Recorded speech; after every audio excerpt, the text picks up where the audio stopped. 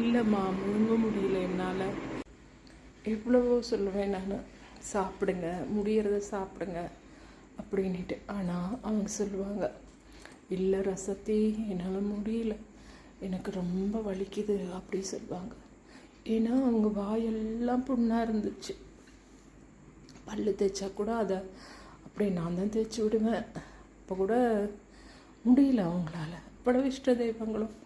அப்போ எல்லாரையுமே நான் திட்டுவேன், இப்படியெல்லாமா நீங்கள் எதுக்கு இருக்கீங்க, எதுக்காக இருக்கீங்க, இந்த உயிர் இப்படி ஊசலாகிறதுக்கா, அதை நான் பார்க்கணுமா அப்படின்னு எவ்வளவு போராடுவேன். இத்தனைக்கும் பார்த்தீங்கன்னா அந்த டைம் வந்து 3 நாள் தான். அடுத்து நெக்ஸ்ட்டு சஷ்டி வரப்போகுது. எங்கள் தாத்தா போட்டோக்கிட்ட கேட்டுகிட்டே இருக்கேன், சஷ்டி வருது, நாளைக்கு சஷ்டி, நீயும் சஷ்டியில் தான் போகணும் தாத்தா, அவங்களையும் கூட்டிகிட்டு போ. எந்த தெய்வத்தையும் நான் கேட்கல, உன்னை கேட்குறேன், இப்போ கேட்குறேன். நாளைக்கு அவங்கள சஷ்டி வருது, நீ அதே இது கூட்டிகிட்டு போயிடு. திட்டிகிட்டே இருந்தேன்.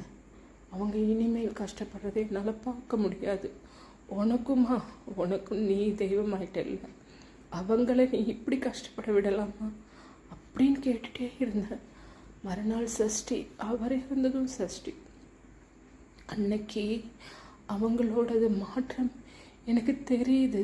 மார்னிங்கில் இருந்தே எனக்கு தெரியுது, அந்த கண்ணெல்லாம் மாறுறது தெரியும். மாமா, இன்னைக்கு நைட் அவங்க தாங்க மாட்டாங்க போல இருக்கு, எனக்கு தெரியுது மாமா, அவங்க போயிடுவாங்க போல இருக்கு, நீங்கள் வாங்க மாமா அப்படி. வேற எங்கேயோ போகணும் போல இருக்கு. இல்லை லல்லி, நம்ம வந்து ஹாஸ்பிட்டலில் சேர்த்துடலாமா, இந்த ஒரு நாள் பார்த்துக்கிறியா, நான் இங்கே போயிட்டு வந்துடுவா அப்படின்ற மாதிரி கேட்டார்.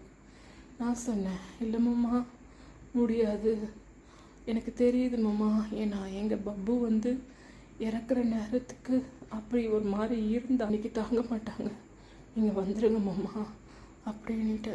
அவரும் நம்பி வந்துட்டார். அதே போல் எங்கள் சித்திக்கு சொன்னேன்.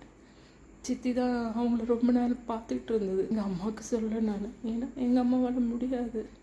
எங்கள் பெரியம்மா ஒருத்தர் இருந்தார், அவருக்கும் சொல்லலை. துளசி தீர்த்தம் கரைச்சி வச்சுருந்தேன், அந்த துளசி தீர்த்தம் விட்டால் அன்னைக்கு நான் சொல்கிறேன், மதியம் போல் சொல்கிறேன், ஆச்சுமா நீங்கள் எல்லாமே பார்த்துட்டீங்க, நீங்கள் ரொம்ப கஷ்டப்படுறீங்க, என்னால் முடியல ஆச்சுமா, நீங்கள் நினைங்க போதும், எனக்கு போதும்.